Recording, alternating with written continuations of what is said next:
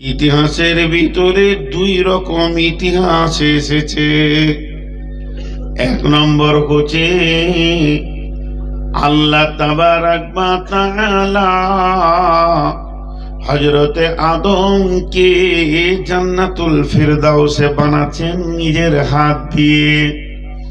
আল্লাহ তাবারাক ওয়া তাআলা জিবরাইল, মিকাইল, আজিজমা, ইসরাফিলকে পাঠালেন পৃথিবী থেকে মাটি আনতে। কেউ মাটি নিয়ে যেতে পারল না। আজরাইল মাটি নিয়ে গিয়ে হাজির করে দিলেন এবং আল্লাহ নিজের হাতে একটাই প্রাণী বানিয়েছেন, সেটা হচ্ছে মানুষ। এই প্রাণীটা যখনই বানানো হয়ে গেল, যখন আদমের জন্ম হলো, যেদিন আদমকে আল্লাহ বানালেন, সৃষ্টি করলেন, যেদিন আদমের সৃষ্টি হয়েছে, আর ওই একই দিনে আল্লাহ তার রহমতের ফেরেশতাকে বলল, তোমরা মক্কায় চলে যাও। সেই মক্কাটা তখন কেমন ছিল? আপনার কিনা ইতিহাসবিদরা লিখেছেন হুদুদে হারামের ভিতরে। হুদুদে হারাম বলা হয় যতটা জায়গাকে রসুল এরিয়া বেঁধে দিয়েছেন। ৭২,০০০ পাহাড় আছে বন্ধু, একটা দুটা নয়, ছোট বড় করে ৭২টি পাহাড়ের মধ্যখানে ওই যে ঘরটা বানানো হলো, একটা ছোট বালু, কয়েকটা পাথর আর বালুর চূড়া দিয়ে কয়েকটা কাঠ চাপিয়ে দিল। তখন তো আর আপনার কিনা সিমেন্ট ছিল না, বালি ছিল না। ওটাকে চাপিয়ে দিয়ে ওইটাকে কাবা বলা হলো। এই কাবা যেদিন তৈরি হয়, একই দিনে আদমের সৃষ্টি হয়। একটা তারিখ বললাম, দ্বিতীয় তারিখ কি? যেদিন আদমের জন্ম হয়, আল্লাহ প্ল্যান করে নিয়েছে আমি আদম নামে একটা প্রাণী পৃথিবীতে পাঠাবো। তার ২৫০০ বছর পূর্বে কাবাকে বানানো হয়েছে। দুইটা ইতিহাস। খালি ঘরের কথা ২ মিনিট বলি। কাবা মানে কি? কাবা মানে আমরা মনে করি বিরাট পবিত্র নাম। জি না, কাবা মানে এই যে পায়ের গোড়ালিতে একটা উঁচা হাড় আছে, গোটা পায়ের গোড়ালিতে ডান দিককার পায়ে ডান ধারে, বাম দিককার পায়ের বাম ধারে একটা উঁচু হাড় আছে না, এটাকে কাবা বলে। কাবা কোরআনে আছে, ফাগসিলু উজুহাকুম ওয়া আইদিয়াকুম ইলাল মারাফিকি ওয়ামসাউ বিরুসিকুম ওয়া আরজুলুকুম ইলাল কাবাইন। কাবা মানে একটা কাবা, আর কাবাইন মানে ২ কাবা। আল্লাহ বলছে যখন তোমরা নামাজ পড়তে যাবে, তোমরা তোমাদের মুখটা ধোও, এটা হলো উজুর ফরজ, এবং হাতটা ধোয়ে কোনই পর্যন্ত, আর মাথাটা মাসা করো, আর পা দুটা ধোও ওই কাবাইন মানে উঁচু হাড় পর্যন্ত। তো ওখানে যতগুলি পাহাড় ছিল, সমস্ত পাহাড়কে চারিদিকে দিয়ে মধ্যখানে একটা খাল জায়গা। তার মানে অল্প হালকা বৃষ্টি হলে বালির কাবা ভেঙে যেত, আবার তাকে বানানো হতো ওই বালু দিয়ে, পাথর দিয়ে, উঁচা করে কাঠ দিয়ে ছোট্ট মতো একটা ঘর। এটার নাম হচ্ছে কাবা। তো ওই জায়গাটা গোড়ালির মতো উঁচু হয়েছিল, এই জন্য ওর নাম রাখা হয়েছে কাবা।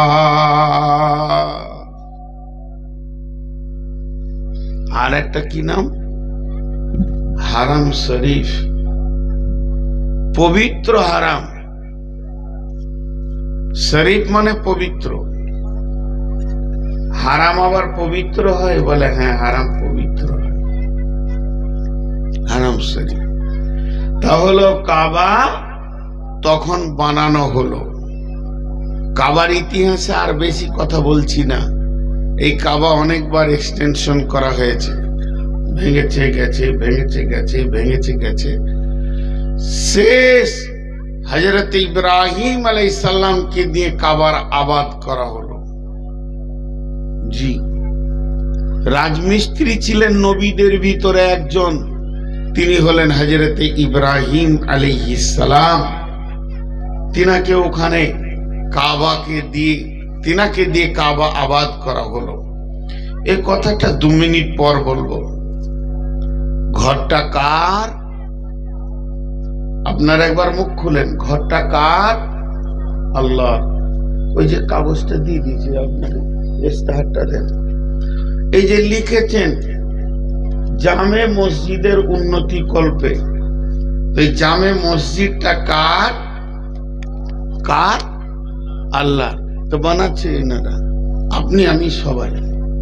এটা কেন? মসজিদ আল্লাহর ঘর, আল মসজিদু বাইতুল্লাহ, মসজিদ আল্লাহর ঘর।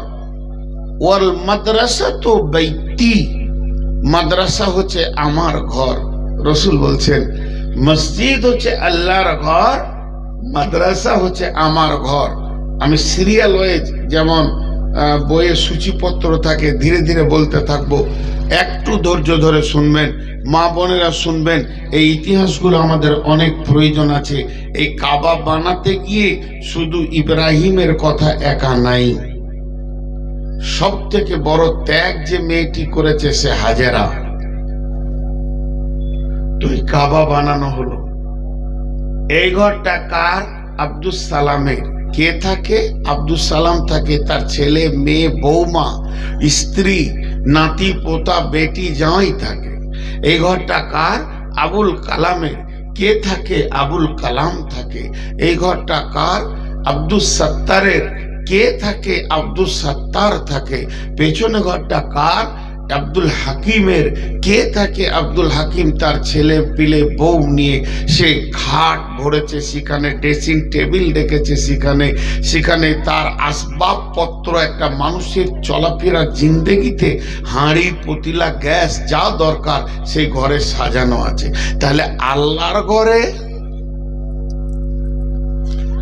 আল্লাহর কি খাটের দরকার আছে নাকি? আল্লাহর কি একটা ড্রেসিং টেবিলের দরকার আছে নাকি? আল্লাহর কি গদির দরকার আছে, লেপ কম্বলের দরকার আছে? জি ভাই না। আল্লাহ তো ঘরের দরকার নাই। আর রহমান আরশিস্তাওয়া, আমার রহমান যিনি সারা বিশ্বটাকে যিনি পরিচালনা করছেন, তার পরিচালনার গদিটা কত বড়। আপনার কিনা পৃথিবী, সমস্ত সৌরজগৎ এবং ভূত জগৎ সবগুলোকে মিলিয়ে যা হবে, আল্লাহ সিংহাসন তার থেকে বড়। তিনি সদা সমাসীন রয়েছেন। অতএব রবের কোনো ঘরের দরকার নাই। তাহলে পৃথিবীতে আল্লাহ কাবাকে বানালেন কেন?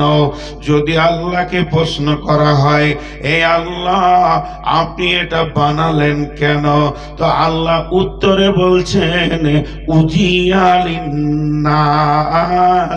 এর ভিতটা রেখেছি আমি মানুষের জন্য।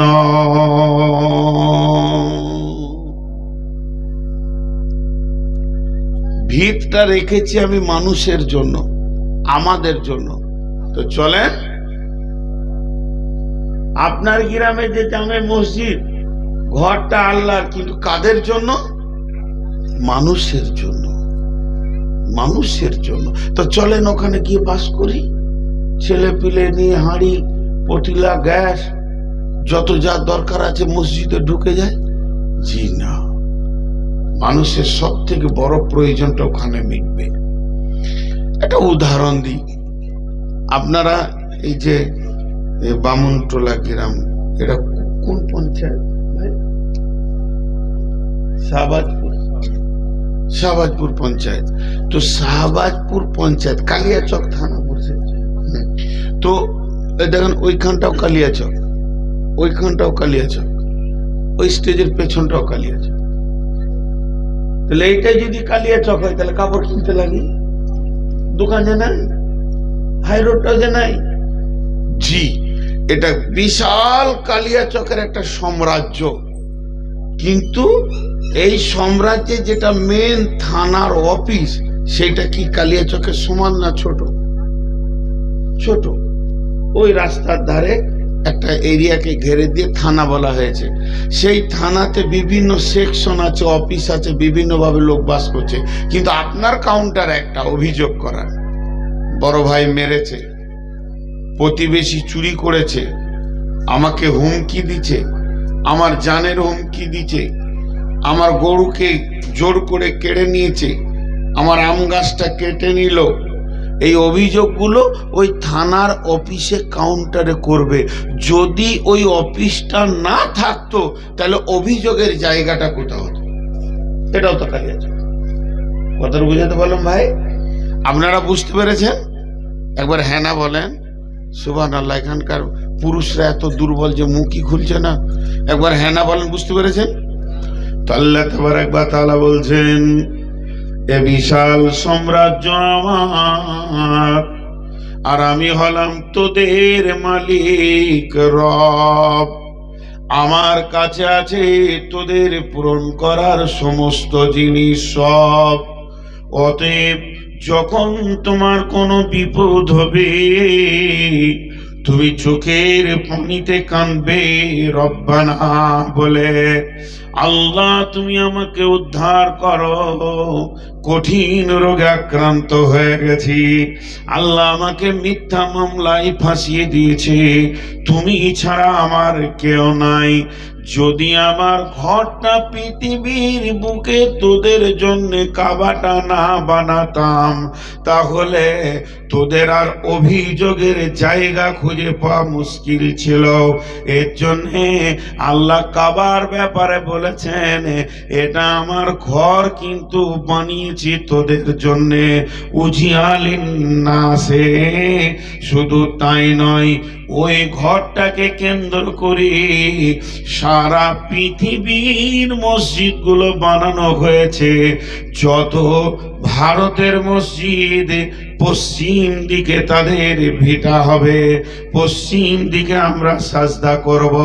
সুদানের লোকেরা পূর্ব দিকে সাজদা করে, মদিনার লোকেরা দক্ষিণ দিকে সাজদা করে, এবং মার আপনার শামের লোকেরা আর নাইজেরিয়ার লোকেরা উত্তর দিকে সাজদা করে। তার মানে আমি আমার অফিসটাকে এমন করে মিডিল জায়গায় বানালাম, বিশ্ববাসী রে তোরা পৃথিবীর কোন কোন থেকে তোদের গায়ে ব্রাঞ্চ অফিস করে দিলাম, জামে মসজিদ, ওয়াক্তে মসজিদ, ওখানে গিয়ে চোখের পানিতে রবের কাছে তোরা অভিযোগ করবি। এর জন্যে কাবা আমার, কিন্তু কাজে লাগবে তোদের।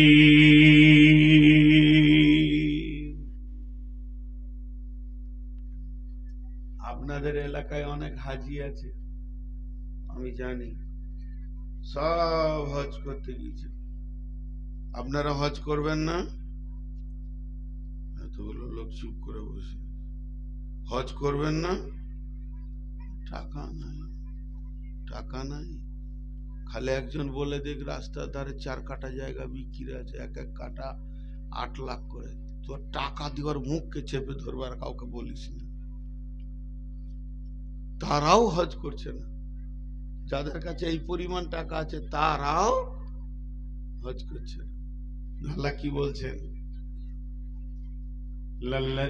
যারা হজ করে আসে, আপনাদের এলাকায় যারা হাজি হজ করে আসে ওদেরকে দেখেছেন? যারা হজ করে আসে ওদেরকে দেখেছেন? হ্যাঁ না বলে না গো, মাইকও কঠিন তো আবার শ্রোতাও কঠিন। একটু করে মুখ খুলেন, আপনাদের মুখ খোলাতে আমার শক্তিটা বাড়বে। তো হজ করে আসে, এদের কি জুতি হচ্ছে না নাকি তখন? হ্যাঁ, এদের জুতি হচ্ছে। তো হজ করে এসে কি করে, মাথায় টুপি লাগিয়ে সাদা জুব্বা দিয়ে মাথায় রুমাল দিয়ে মনে হবে যেন ফেরেশতা, যে চুপচাপ ঘরে বসে আছে খেজুর আর জমজমের পানি নিয়ে, আই খালি জমজম খা আর আমাকে হাজি বল না। হ্যাঁ, ধুলিয়ানের এক হাজির কাছে মাদ্রাসা থেকে গিয়েছে, কত লিখবো, বলে লিখো 200 টাকা। 200 টাকা লিখে, জানাব অমুক, খালি হাজি লেখেনি, বলছে টাকা ফেরত দে। তুই আমার নামে হাজি লিখলি না কেন, টাকা ফেরত দে। দেখেন কোন ভেজাল। কিন্তু আল্লাহ বলছেন না, আমি ঘন্টা বানালাম উজিয়ালিন্নাসি হুদাল্লিল আলামিন, সারা পৃথিবীর এটা হেদায়েতের কেন্দ্রবিন্দু হবে। এখানে মানুষ আসলে তার ইমানের পরিবর্তন হবে, তাকে জমজম নিতে হবে না, সে নিজেই জমজম বেনে যাবে, তার হেদায়েত হয়ে যাবে, সে আর বেঈমান থাকবে না, এবং হেদায়েতকে মাথায় করে নিয়ে বাড়ি ফিরে যাবে। আর বাড়িতে যাওয়ার পর সে আর বসবে না, চুপচাপ থাকবে না, প্রতিটি বাড়ির দরজায় দরজায় গিয়ে বলবে, আমি মক্কা থেকে এসেছি, সারা পৃথিবীর শ্রেষ্ঠ হেদায়েতের জায়গা থেকে এসেছি। ও সুদারু তুমি সুদ ছেড়ে দাও, ও জুয়ারি তুমি জুয়া ছেড়ে দাও, ও মাতাল তুমি মদ ছেড়ে দাও, ও বেনামাজি তুমি মসজিদে এসে যাও। এই দাওয়াতের কাজে মত পর্যন্ত লেগে যাবে। মদিনাতে কোনো আমল নাই, মদিনাতে কোনো আমল নাই, হজ বা উমরার কোনো আমল মদিনাতে নাই। মদিনা এমন একটা শহর, ওখানে যদি আপনি না যান তাও হজ হয়ে যাবে, তাও উমরা হয়ে যাবে, মক্কা থেকে ফিরে এলেই হয়ে যাবে। হজ যে জায়গাগুলোতে করতে হয়, উমরা যে জায়গাতে করতে হয়, ওগুলো সব মক্কাতে আছে, মদিনাতে